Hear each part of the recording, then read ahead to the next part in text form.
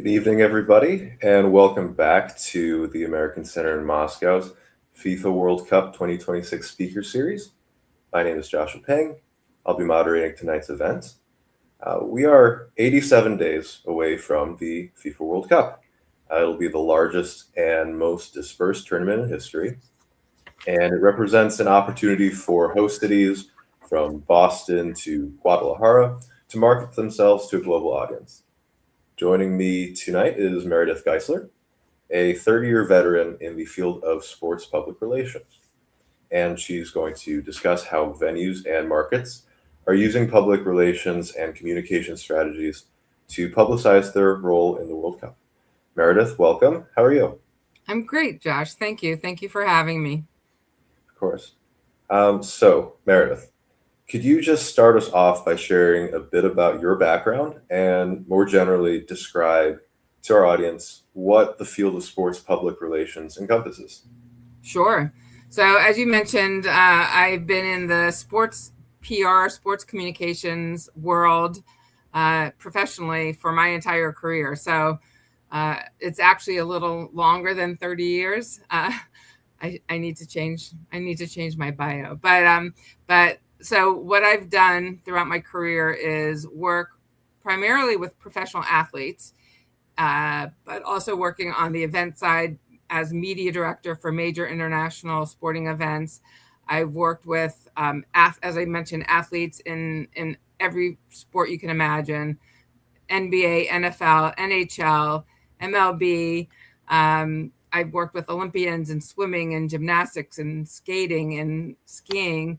And then I've worked with brands in companies that are invested in sports. So companies that touch sports in some way, shape, or another, whether it's an automotive company, a financial company, a financial services company, a product, and that is in sports, and publicize their position within sports. So all of this to say is all aspects of communications that have touched sports. So making sure that their story, their narrative, whether it's an athlete, an event, a product, is being told in the best possible light. So that the public, the media feels good about the product that we're talking about.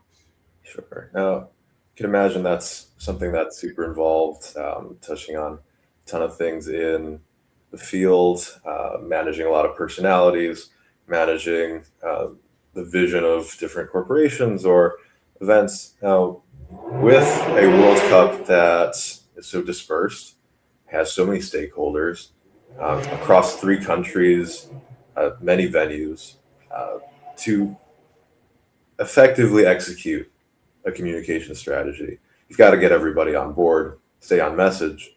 What does that look like for a tournament of this size? Who would be responsible for communicating team strategy? How's FIFA ensuring that this all stays on the rails? So the narrative begins with FIFA.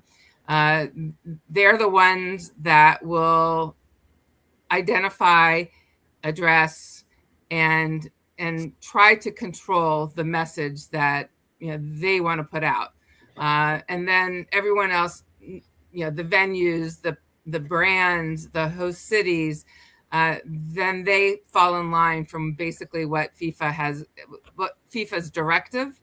But again, so FIFA has the narrative that they want the stakeholders, the venues and the host cities to communicate, but then it's up to the cities, the venues, to make messaging, to develop messaging that is aligned with their respective communities, and that's going to work for their constituents. So, for example, what LA is going to do is going to be very different than what Boston does or what Atlanta does. Like Kansas City, Philadelphia, they all have, their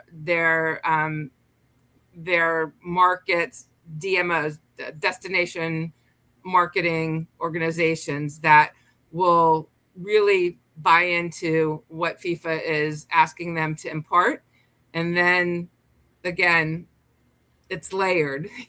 then the then the venues will do what's in their best interest. That's helping tell their venue story. The cities want whatever cultural you know whatever culture embodies that market to be imparted. And so there are lots and lots of stakeholders involved. There are lots and lots of voices, but hopefully, I'm not working for a host city, but hopefully, all of the various constituents in each host city will be together and fall in line with what is best for for that market. So you would hope that there's a team of FIFA personnel, of brands that are in that market, of the venue communication staff, of the actual host city communication staff, that are all together working in tandem to collaborate to impart the message that is best for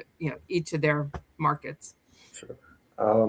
Could you give an example, perhaps, of just what that messaging from above from FIFA has looked like this year? And does it change year to year? So whatever messaging FIFA is imparting, making sure that that the cultural impact of what soccer does, the global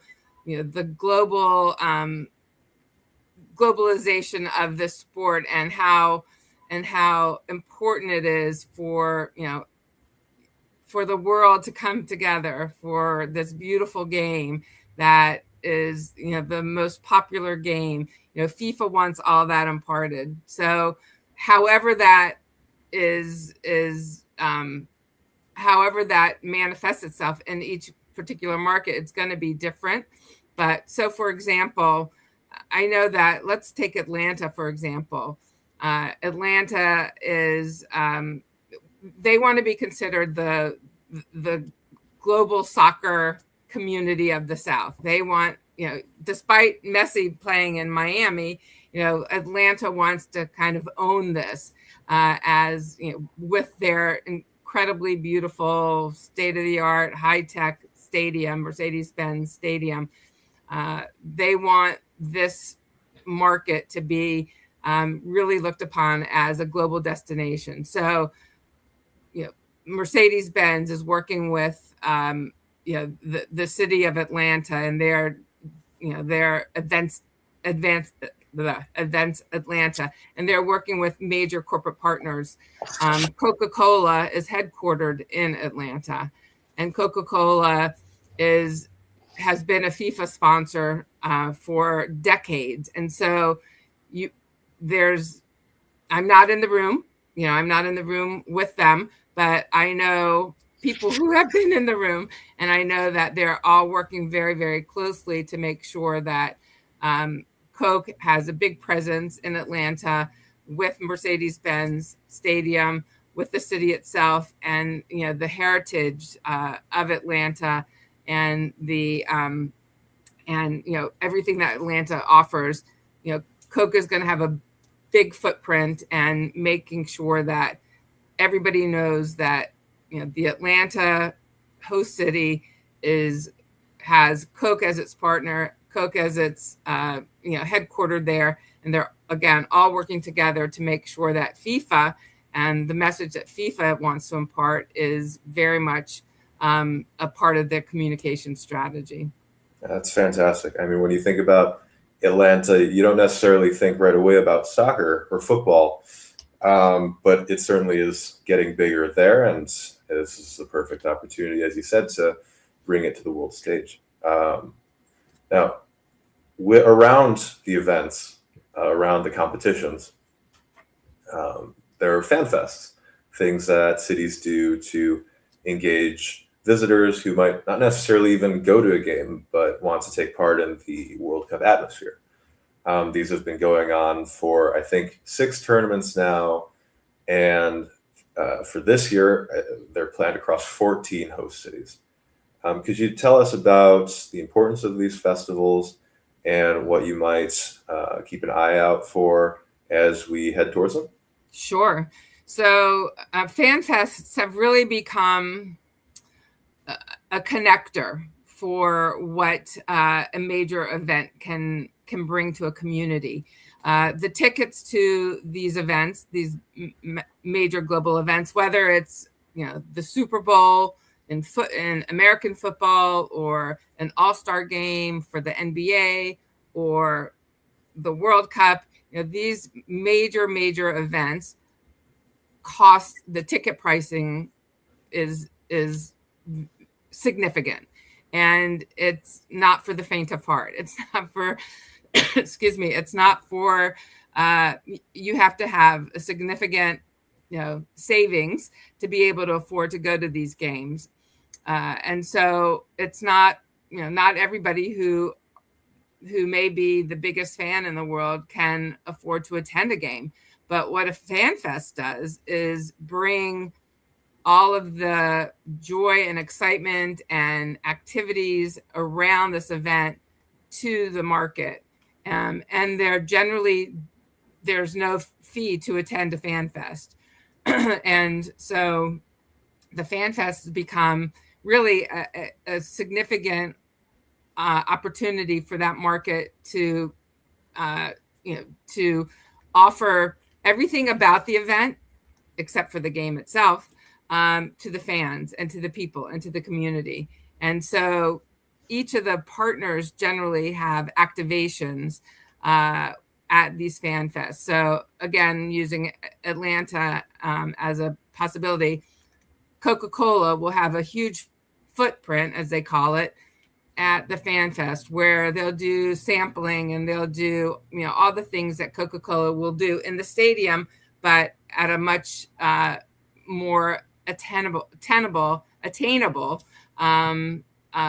event where anybody can coming through and enjoy the excitement and festivities of being there without having to be at an event. So it's a great way to drive tourism to that market. It's a great way for sponsors to be able to activate their sponsorship, get beyond, get more than what's just their, whatever their fee is to become a sponsor of that event. But they have a way to touch, a lot more people outside of being inside the stadium by, again, sampling and things along those lines. And, the market, restaurateurs, and all sorts of different smaller aspects of the city can participate in a fan fest without having to pay the significant fee it is to become a sponsor of that event. Certainly, that sounds a bit like the viewing parties that maybe some people have been to around the Olympics. Yeah.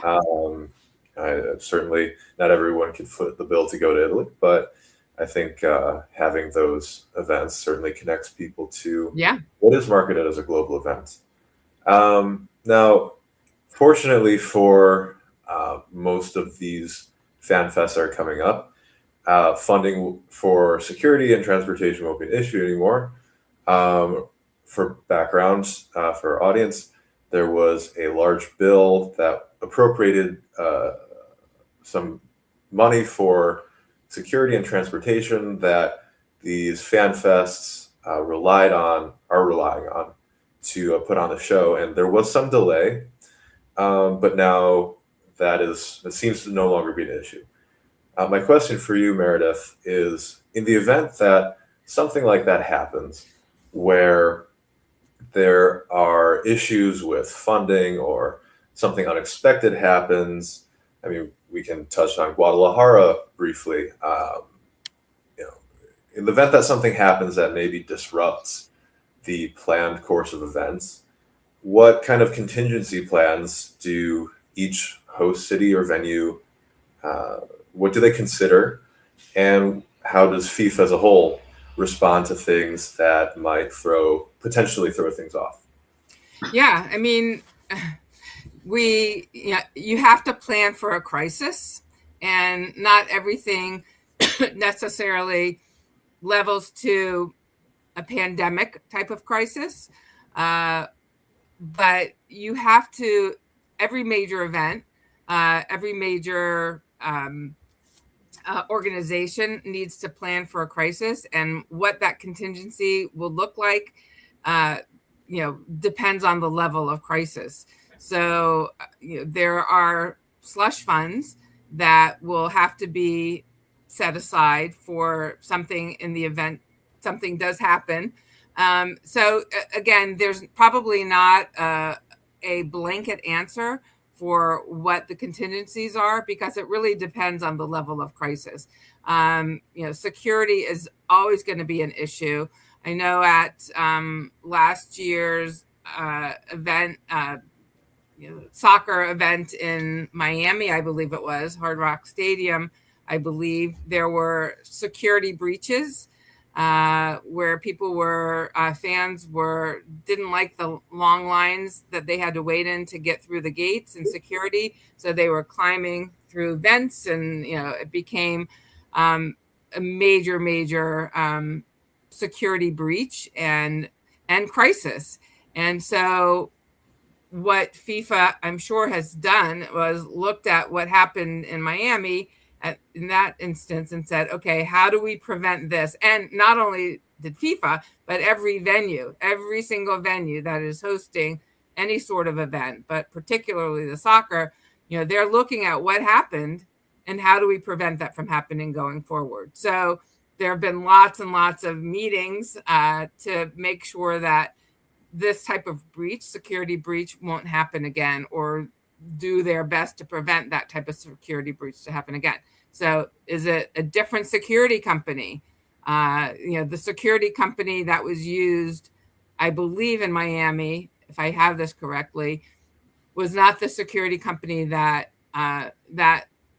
the Miami stadium generally uses. It was a security company that I think FIFA wanted.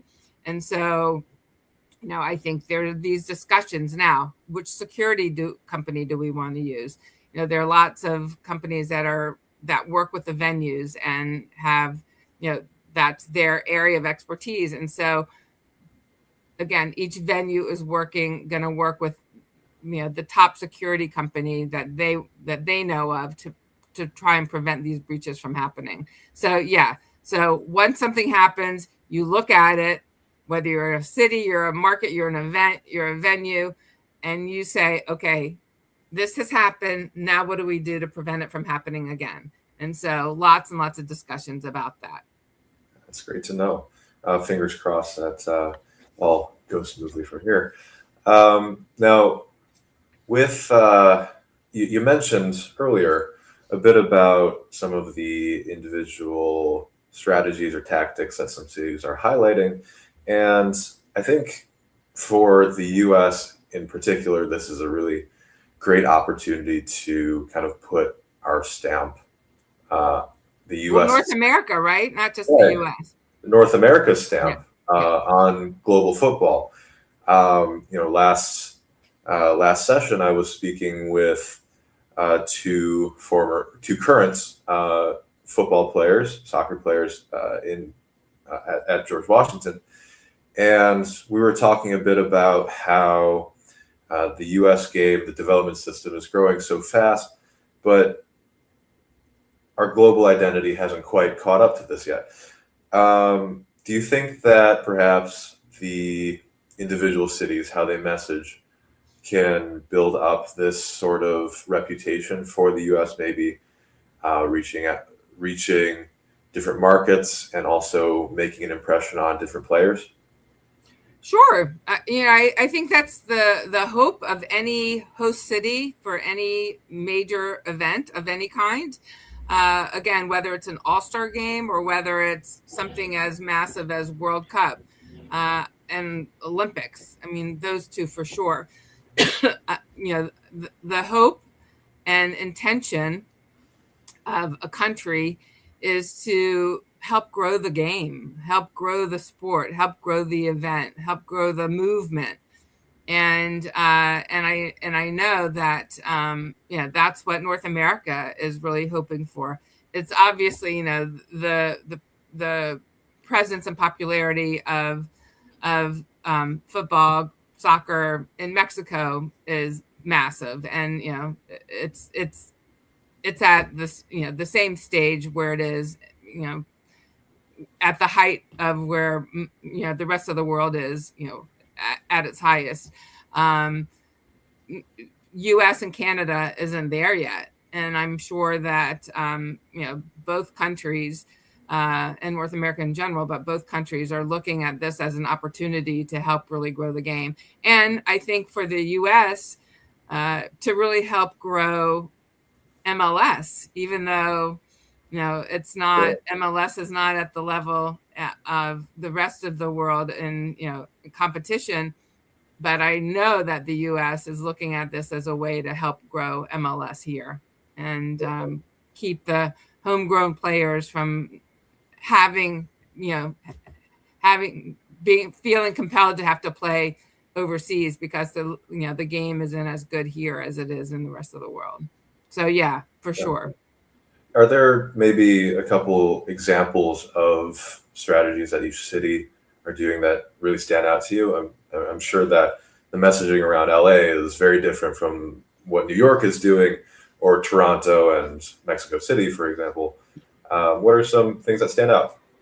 So I know that Kansas City, one of their corporate partners is Hallmark, the card company.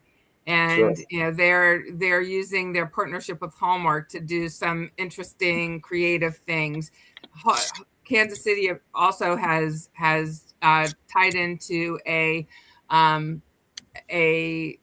music as a big part of their theme.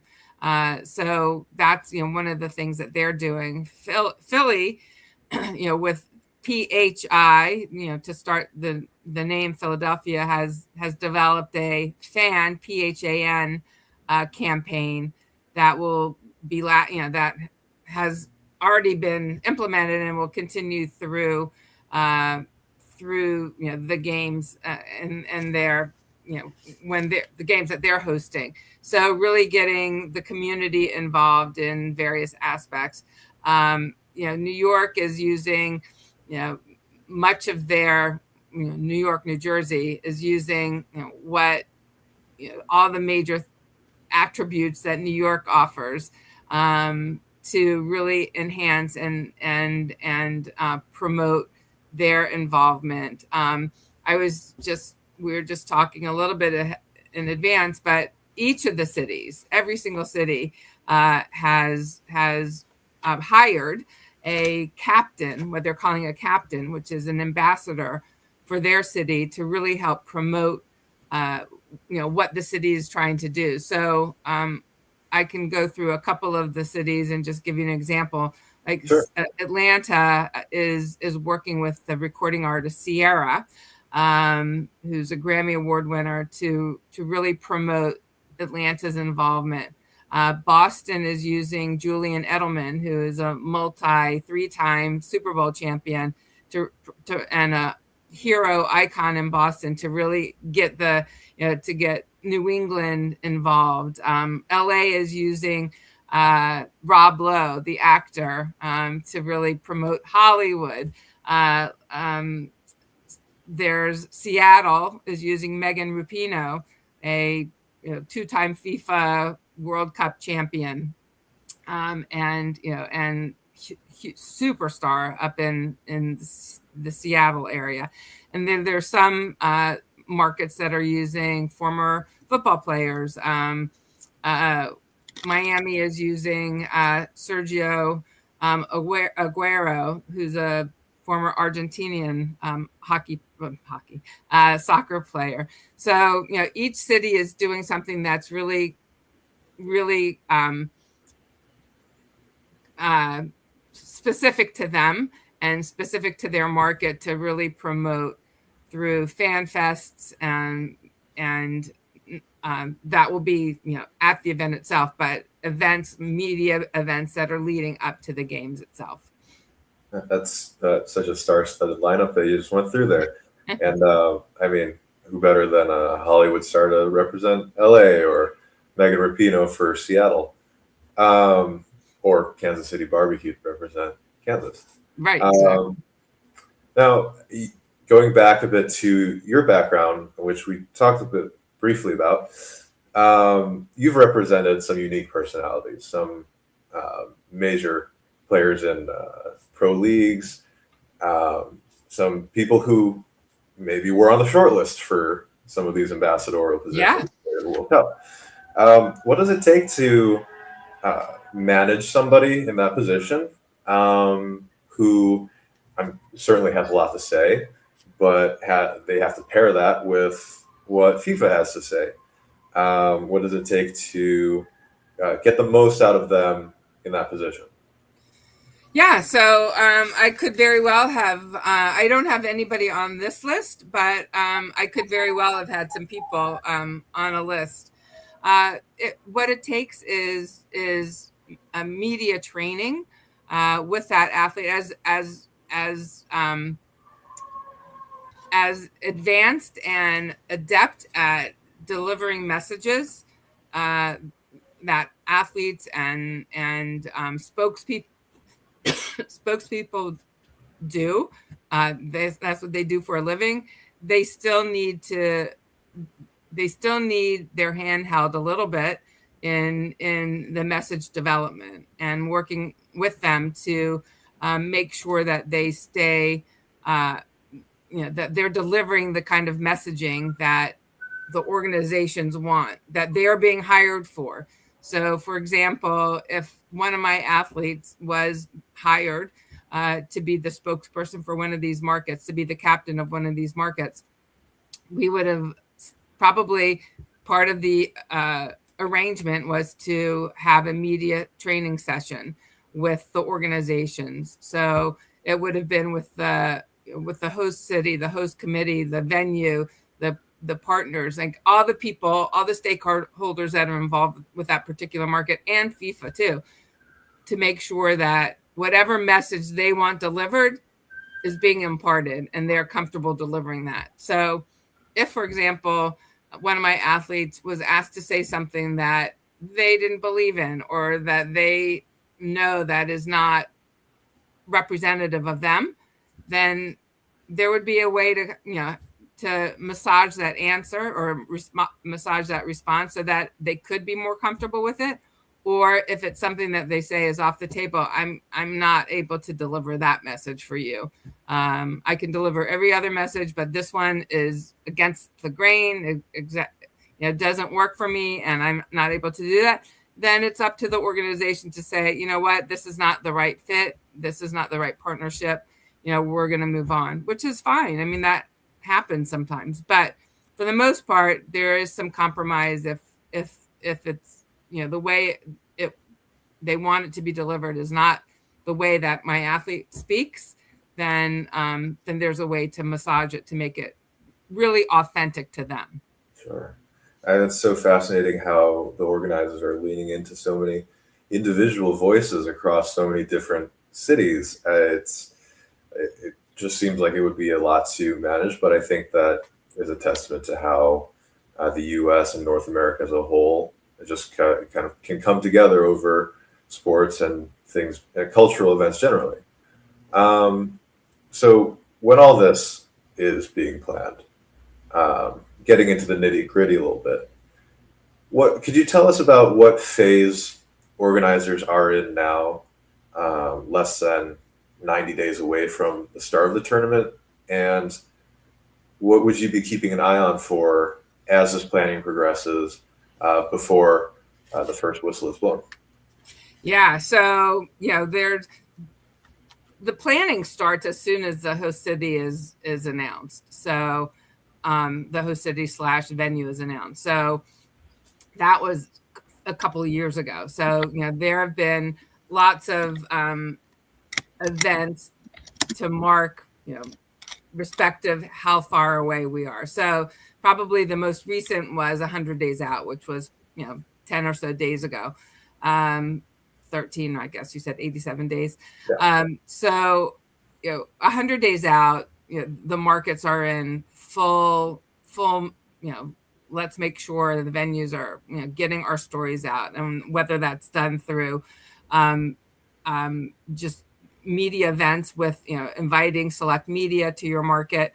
But the storytelling, whatever the angles, the story angles, the news hooks, the whatever is important, that again, the narrative for the most part can be controlled by the sponsor, the venue, the host city. At this point, there's, FIFA, unless there's something major happening that messaging needs to be developed for. Right now, it's in the hands of the market, and so you're talking that each of these markets are doing whatever they can to really build. Tickets are probably sold out or close to it in each of these markets, so nobody's looking for stories to how you can buy tickets. I mean, on the secondary market, they're available, but right now, if you probably go to any host city, the seats, for the most part, the tickets for the most part are going to be sold out. Again, secondary markets, a whole nother thing. But so whatever messaging these stakeholders really want to impart, whether it's trying to get the brands, the partners, the corporate partners, more exposure, trying to get the venue more talked about the technology, the technological advances of that particular venue, or the food offerings, or all the different things that to really position themselves as a global host city or a global host venue. These are the things that are being done now to really elevate themselves in the eyes of readers, viewers, followers. So you want this to be, if anybody's having second thoughts about, do I want to spend the money? Do I not want to spend the money? What are my options if I do make an investment to come down or come over or drive 5 hours for the day to see it? What are the types of things I'm going to be doing? So it really right now is all hands on deck to try and really build the case for Philadelphia as being the best host city that anyone could want to be at and travel to, and really elevate the brand, the Philadelphia brand, or elevate the Foxborough Boston brand, or elevate the Kansas City brand, so that the next major event that comes, they'll look at these as possibilities, and not just international events. I mean, this is to host a Super Bowl. This is to host an All-Star game or a World Series. You have to go where the teams are. But the events that an NHL All-Star game now with the Four Nations, or PWHL, hosting events for that. This is the time for each of the markets, each of the venues, to really say, not that we've arrived, but we are here. We are here for you. We are a global destination. We're a host city, a host with the mostest, and please, look at us. So it's really kind of building out the tourism aspect of it right now. That's incredible. I mean, it almost sounds like there's a friendly competition between each other to see how you can stand out most. For sure. Yeah, I mean, even looking forward to 2028, I've discussed this with family members before about the Olympics, where it's in the U.S., it's in LA. You want to go, and already 2 years out, people are it's traffic and being in LA. So it's fascinating to hear how these cities are really shaping up their image, even with just 3 months to go, really. Right. And LA is a good example, because this will be a really, really good test for the Olympics. Mm-hmm. And, it's not as widespread as, the Olympics will be within LA, and then they're playing softball in Oklahoma, right, and they're playing soccer on the East Coast. But generally speaking, for LA, this will be a really good test from a traffic standpoint and a security breach standpoint, like all the things that are going to be important to them to host the Olympic Games 2 years later.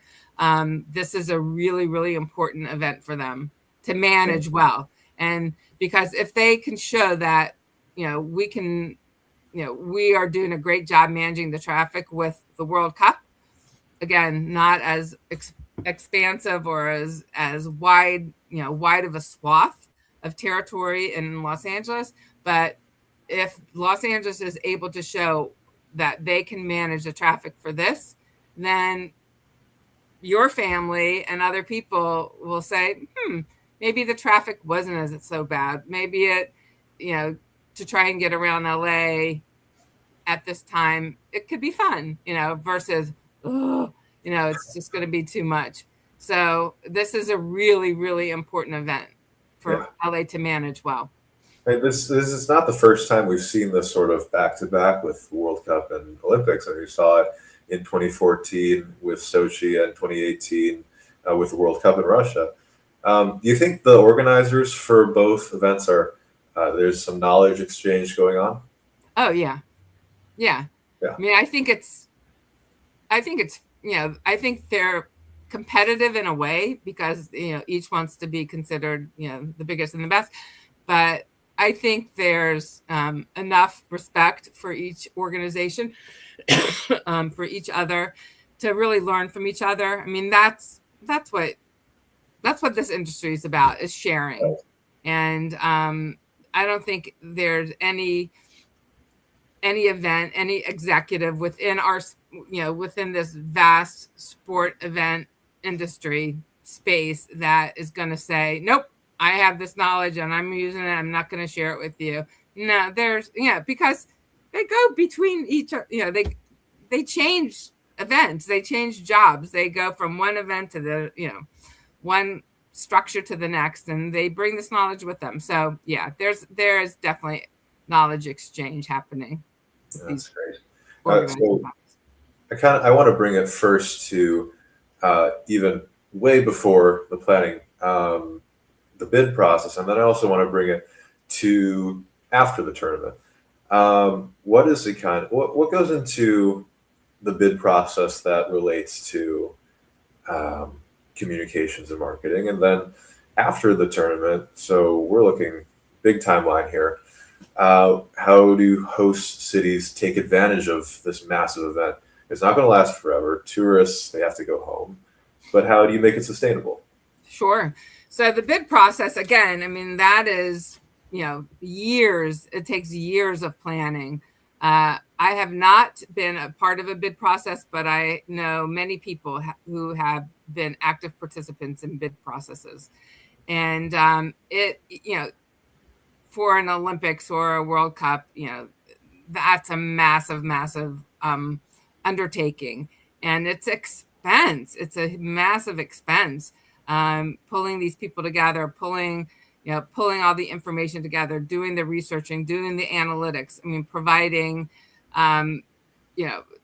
buy-in from all the people that are required, all of the venues, all of the corporate partners, all of the government officials, to buy in to what you want to offer the organization to be a viable host city. And so it costs millions of dollars to put these bids together. And the RFP for this is, the amount of labor that it takes to put this together is enormous. And I've seen these from the Olympics, from Special Olympics, from all-star cities, to host all-star games. And it's a lot of work. And so again, it's an expensive proposition. Some people, some cities are just like, what, we have no chance. Our city would, it would be better to spend these millions of dollars that we're going to be spending on trying to bring in millions of dollars. I mean, because the economic impact for a host city is enormous. But if they feel like, look, there's no chance that they're gonna award it to us, it would be better to spend the money that we'd be investing in this bid process in improving our schools. Sure. Then they're gonna get that. So some markets just say, what, we don't have the funding to do this, and we're never going to get it. And so, but the cities that are interested and hoping to get it, it's an enormous undertaking. So that makes me wonder then, with this massive task of even just submitting a response to a request for proposal, how does FIFA or the Olympics or any events really, how do they market themselves as something that people actually want to even bid for? Frankly, we all know sometimes the stereotypes or reputation around FIFA or what the bid process could look like in ways that might be less than kosher. But I'm sure these organizations, when they're looking for people to try to apply, they want choices, right? They want choices. Yeah, absolutely. They want choices. And, there does seem to be talk about how the bid process is, there's a lot of underhanded and nefarious, conversations going on to knock one city out and elevate another city. And so, you never know, as an outsider looking in, how proper the bid process is, and how level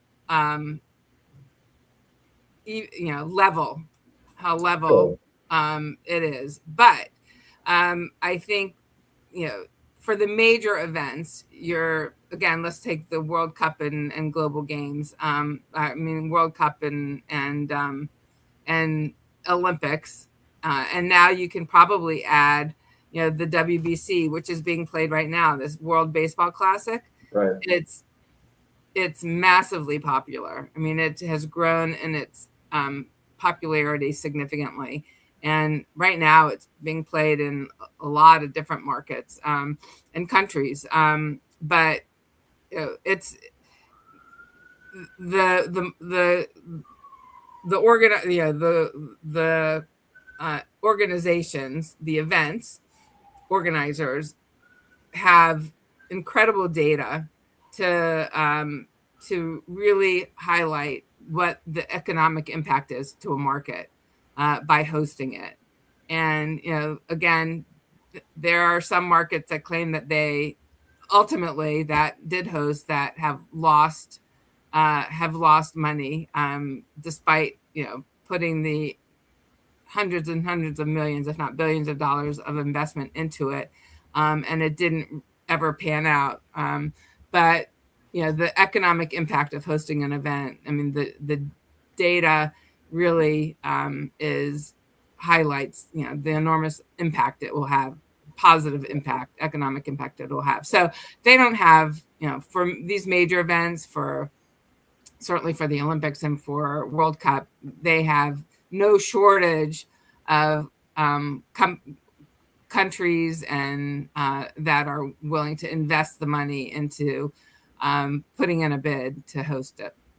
So that then brings me to the second part of that question. How do you sustain the long-term impact of a World Cup or global sporting event in your region? And I guess maybe in successfully doing so, that's sort of a pitch to other potential hosts down the future to submit that costly and lugubrious bid, but hopefully in the end get the same sort of impact that the last host did. Yeah, I think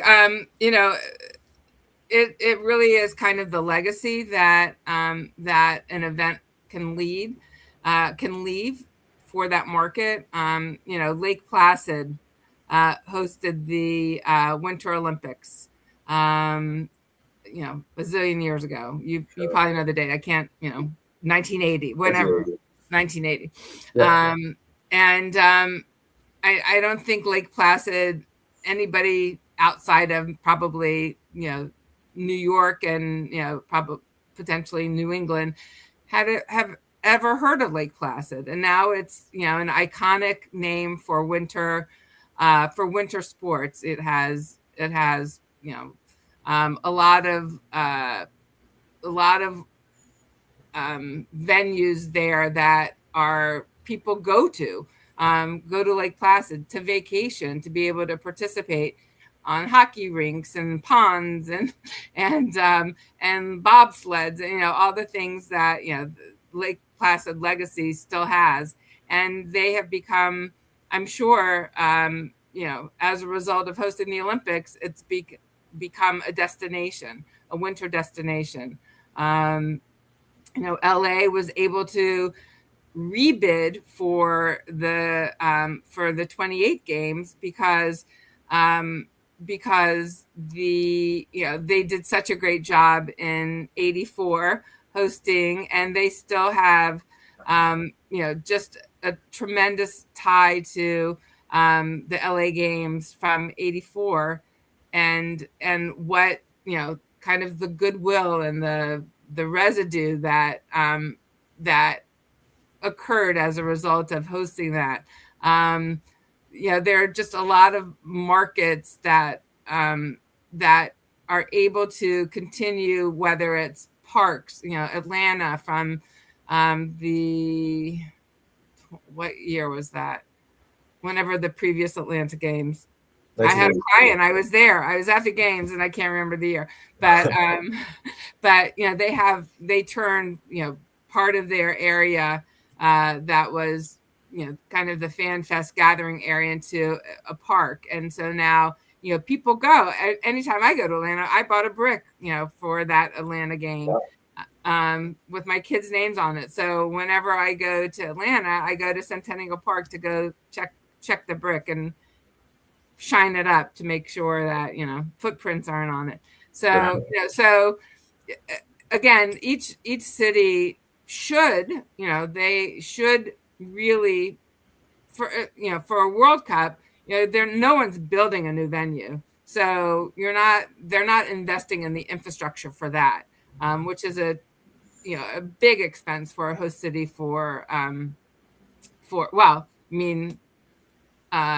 Qatar, I guess, did invest in, So, but for here in the United States, no one is investing in a new venue to host a game. So they're really investing in the areas outside of the park to make sure that the fans are able to use it, and hopefully, again, it becomes things have been built around it that will sustain interest in that area for years to come. And it's really up to the market to be able to do something with it, to really market themselves. Sure. I love that story about the brick. I mean, 1996, right? 96, thank you. That would have been it. Yeah, I mean, that really put Atlanta on the map. And even with the 84 Olympics in LA, the Coliseum is so iconic, and it's being brought back in 2 years. So, right. And that was already there. It was already there for the 96 games. I mean, for the 84 games. But yeah, I mean, it's an iconic venue that was, kind of its profile was raised beyond just people in the West Coast or LA knowing about it. And it has become, a venue that people want to play in because of its stature at the games in 84. Yeah. Okay, so I think we have time for a few Q&As. And if any of our audience have questions, please feel free to put them in the chat. We'll just start with what makes this 2026 World Cup so different from previous ones. Well, I think one of the things is that it's a continent. It's most of the previous ones have been a country. Massive countries, but a country. This is a continent, so I think that makes it different. And excuse me, and just the popularity of the game, the growth of the game. I don't know, 20 years ago, I don't know if the United States or North America for sure, but the United States, there would have been a level of interest. The Women's World Cup was held here. But, the Men's World Cup, just the growth of soccer itself in North America, particularly the U.S., has grown significantly over the last several decades. And so we're now in a position to be able to want to host it and invest in it and make people care about it through the storytelling and through the excitement and through just the pageantry of the games. So I think that is what makes this one different. Sure. And I am hoping that where we are in the world is not going to have a negative effect on it because of traveling, people not being able to travel to the United States potentially. So, there could be a positive reasons for it being different. Hopefully the negatives are not there. Sure. You touched for a moment there on the Women's World Cup, and just to like the effect of it all. I mean, we had Amy Wambach at the Oscars last night. Abby, yeah. Yeah. Sorry.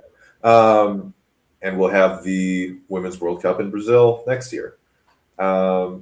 What trends do you think you expect to see out of the women's game as a whole, and how does the World Cup in 2026 for the men set up the women's tournament? Yeah, I think that. Well, I mean, the Women's World Cup has always been really popular here, and the success of our women, the women of the U.S. Has really elevated the game itself. I think how Brazil really utilizes this is that they'll study this. They'll look to see, what was successful, even though obviously different countries, but they'll look at the successes and potential failures of what happened here and learn from it and bring that to them. Similar to what we were talking about, the security breach. If anything like that happens here, then you bet that they're going to be looking at this and seeing, okay, how do we make sure that doesn't happen here? Whether it's through technology or, different security systems or whatever, they're going to look at that from a cultural aspect. Again, very different countries, very different cultures, but I think the U.S. is really leaning into the cultures of each of the different markets, and not just the U.S., North America. So Mexico's really leaning into the Mexican culture. Canada's really leaning into the Canadian culture. U.S. is leading. And so I think that is what, any market going forward can see, okay, how successful was it? Atlanta really, is really, from what I'm reading, is really leaning into its history and civil rights. And they're making that a big part of their kind of theme, Sure. but with Coke and with their other corporate partners and with the host city and with the venue. So that's not, civil rights isn't necessarily going to work for, Boston, so each of the markets and countries going forward will look at how successful was the, what each of these markets did and how can we lean into that. So, food and their country and the culture and the music and the dancing and, all of that, I think will play a really, really big part in, in the Women's World Cup.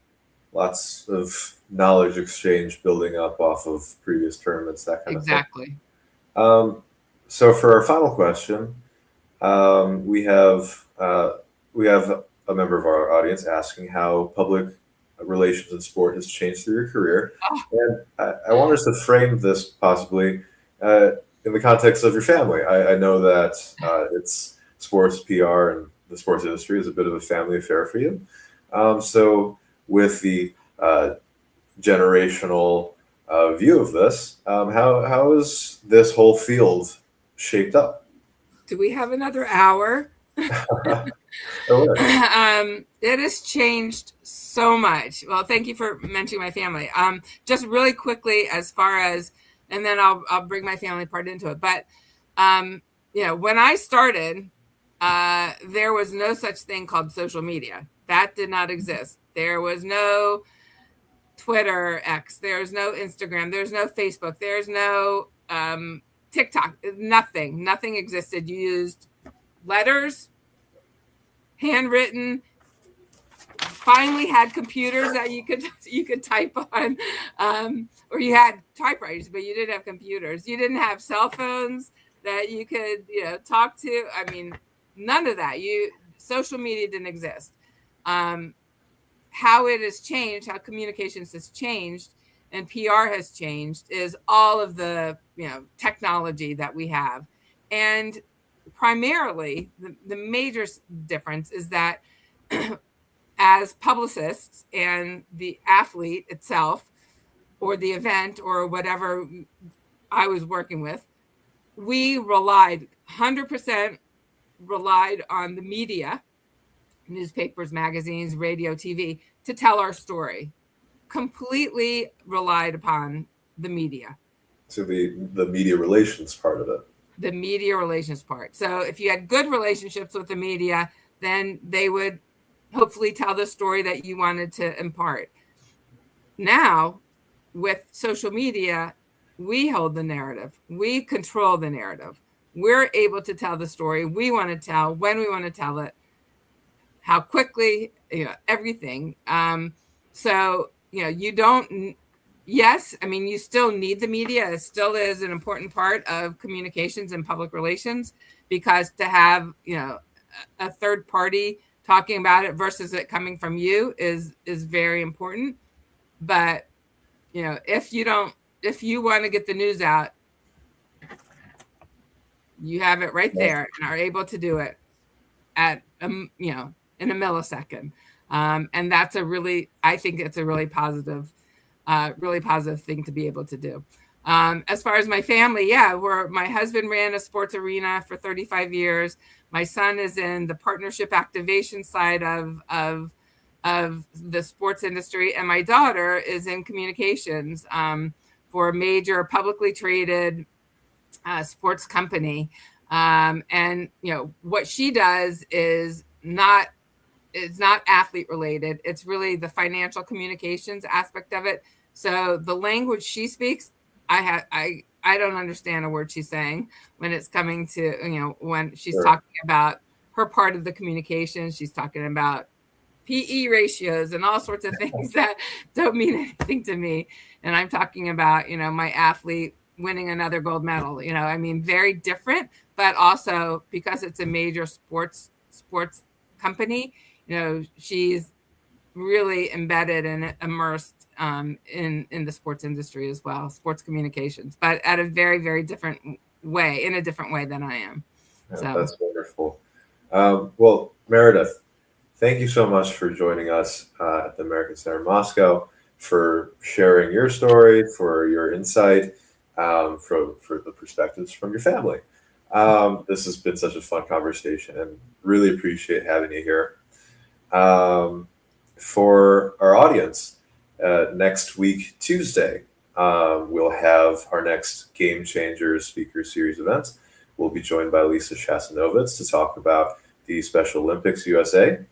And our next installation of our FIFA World Cup Speaker Series will be on April 20th from at the same time. I believe that will be a Monday. So Monday, same time as usual. I look forward to having you all back here then. Meredith, thank you so much.